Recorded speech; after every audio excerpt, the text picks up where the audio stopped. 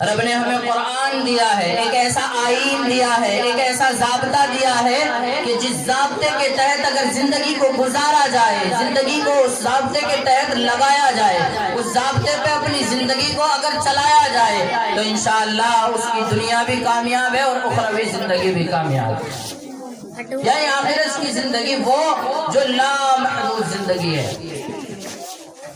اور یہ دنیاوی زندگی جس میں ہم کچھ وقت ہیں، چند سال ہیں، یہ دنیاوی زندگی بھی کامیابی اور کامرانی سے ہم کنار ہو جائیں۔ اس لیے سب سے پہلا کام ہے ہمیں اپنی زندگی کے اندر مساوات دیکھنا ہے، برابری دیکھنا ہے۔ اب اس عدل کے تحت اگر دیکھا جائے تو اس قرآن کی اس آیت کی تفسیر، اس ٹکڑے کی تفسیر اگر کرتی چلی جائیں، اس کی توضیح، اس کی تشریح کرتا جاؤں تو شاید پوری رات گزر جائے گی اور یہ مکمل نہیں ہو پائے گی۔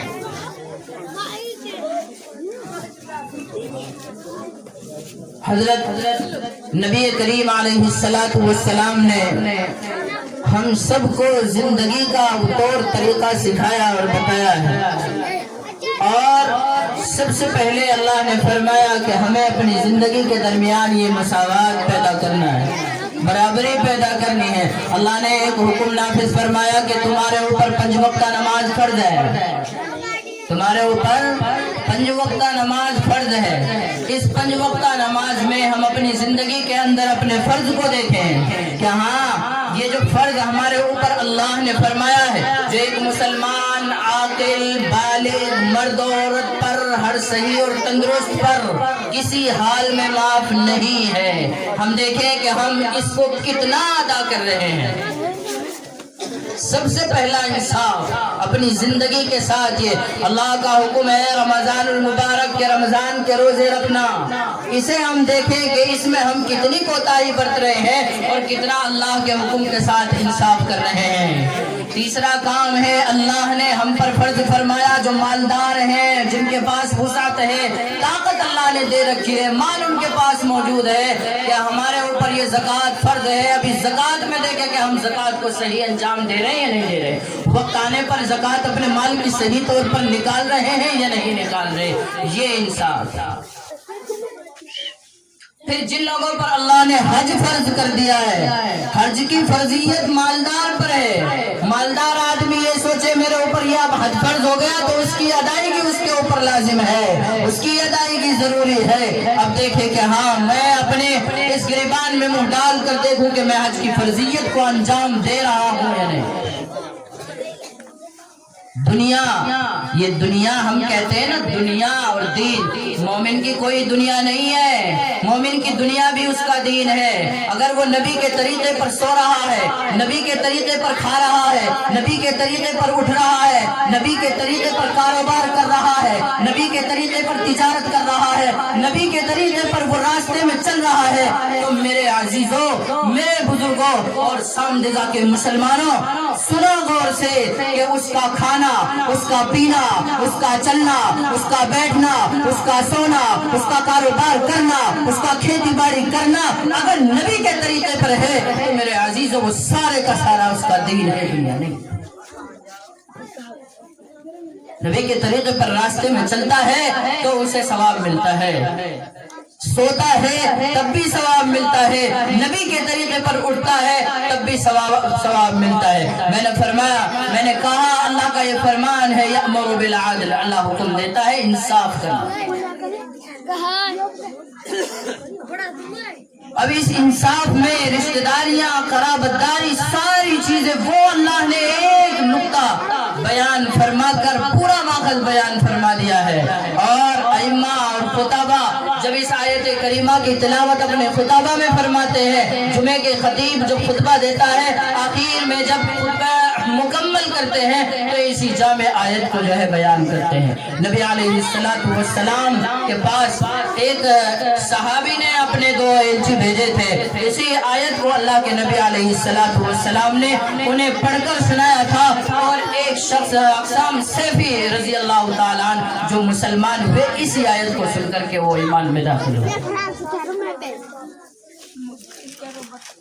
واقعہ لمبا ہے، مختصر یہ کہ اللہ کے نبی صلی اللہ علیہ وسلم کے پاس انہوں نے 2 آدمی بھیجے. وہ 2 آدمی آئے، ذرا دیکھو، خبر لے کر کے آؤ کہ مکہ کے اندر ایک شخص ہے جس کی حالت یہ ہے کہ جو یہ باتیں بیان کرتے ہیں، اللہ کا اپنے آپ کو نبی کہتے ہیں، جاؤ ذرا خبر لے کر کے آؤ. وہ 2 شخص گئے، وہ نبی علیہ السلام کے پاس پہنچے. انہوں نے 2 سوال کیے، ما انتا من انتا، آپ کون ہیں اور کیا ہے؟ رسول اکرم صلی اللہ علیہ وسلم نے پہلے سوال کا جواب دیا، محمد ابن عبداللہ.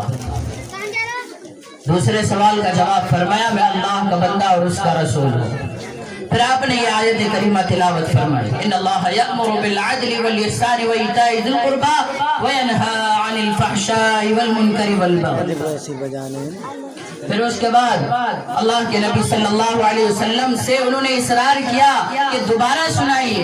نبی علیہ السلام نے انہیں سنایا یہاں تک کہ انہوں نے یاد کر لی. اور پھر اس کے بعد جا کر کے اپنے ان قاصد جن کے قاصد بن کے آ رہے سردار کو سنایا. جا کر کے انہوں نے وہ آیتیں سنی اور پھر چلے آئے نبی علیہ السلام کے پاس. اللہ کے نبی کے اخلاق و کردار کو دیکھا، آپ نے ان کا احترام فرمایا اور عزت سے آپ نے انہیں بٹھایا. پھر اس کے بعد انہوں نے جو ہے فرمایا کہ میں ایمان میں داخل ہونا چاہتا ہوں، یہی سے ایمان میں داخل. تو اس لیے عزیزو سب سے پہلا کام ہے اپنی زندگی کے اندر مساوات، یأمر بالعدل، انصاف کرنا. کریں گے انشاءاللہ، کریں گے. ان اللہ یأمر بالعدل والاحسان.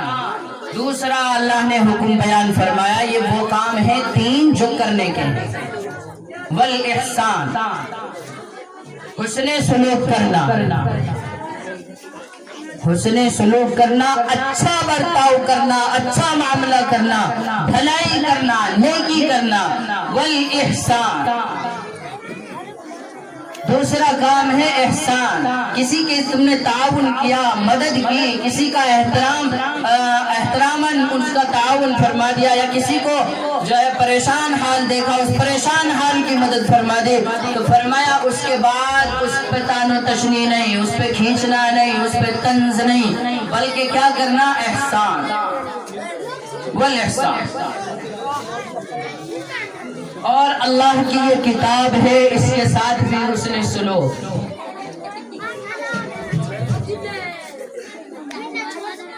تو حسن سلوک جب ہم اپنے والدین کے ساتھ اچھا برتاؤ کریں گے، ان کے ساتھ اچھائی سے رہیں گے، بڑوں کی عزت کریں گے، چھوٹوں کے ساتھ شفقت کریں گے، یہ سب احسان میں آتا ہے. اپنے بڑوں کی عزت کرنا، چھوٹوں پر شفقت کرنا، علماء دین کی قدر کرنا، یہ نبی علیہ السلام کی تعلیم ہے، اللہ کے اس پیغمبر کی تعلیم ہے جس نے کائنات کو، جس کے ذریعے اس کائنات کو سجایا اور بنایا گیا ہے. اور اس محسن انسانیت کی تعلیم ہے پوری کائنات میں، پوری انسانیت میں، جو سب سے معزز، مکرم اور سب سے اعلیٰ اور سب سے ارفع ہے. تو نبی علیہ السلام نے فرمایا بڑوں کی قدر کرنا، علماء بڑوں پر جو ہے بڑوں کی عزت کرنا، علماء دین کی قدر کرنا، چھوٹوں پر شفقت کرنا. اگر کوئی ایسا نہیں کرتا تو اللہ کے نبی نے فرمایا وہ مجھ سے نہیں ہے، میری امت میں سے نہیں، میرا وہ امتی ہونے کا حق ادا نہیں کر رہا. تو پہلا کام ہے انصاف کرنا. دوسرا کام میں نے کہا تھا نا، میں سبق سنا رہا ہوں تاکہ مجھے یاد ہو جائے اور میری زندگی میں بھی آ جائے اور ہم سب اس پہ عمل کرنے والے بن جائیں. تو کیونکہ ایک میں ٹیچر ہوں، پڑھاتا ہوں، تو پڑھانے والے کا جو انداز ہوتا ہے وہ ایسے ہی ہوتا ہے، بطور سبق ہی. وہ جیسے بچوں کو سبق پڑھاتا ہے، سناتا ہے، ایسے ہی جو ہے عوام کے سامنے اپنا سناتا ہے اور پڑھاتا ہے. اگر کوئی خامی اور غلطی ہو جائے تو میں اصلاح کا بھی خواہاں ہوں کہ میری اصلاح فرما دیں. علماء اسٹیج پر ہیں. تو فرمایا اللہ نے پہلا حکم ہے یأمر بالعدل، اللہ نے حکم دیا کہ انصاف کرنا. دوسرا کام ہے احسان.